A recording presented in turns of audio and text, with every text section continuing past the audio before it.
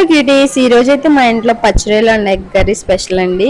నా ఫుడ్ అయితే ఎంజాయ్ చేసి లంచ్ కంప్లీట్ అయిన తర్వాత నాకైతే రేపు మార్నింగ్ ఒక ఈవెంట్ ఉంది. క్రిస్టియన్ మ్యారేజ్ అండి, మేకప్. దానికి సంబంధించిన కొన్ని థింగ్స్ కావాలి, అవి షాపింగ్ చేద్దామని గణపవరం అయితే వెళ్ళిపోయాం. అక్కడ నుంచి నాకు కావాల్సిన కొన్ని థింగ్స్ అయితే తీసుకొని మళ్ళీ రిటర్న్ అయిపోయామండి. ఇంటికైతే వచ్చేస్తున్నాం.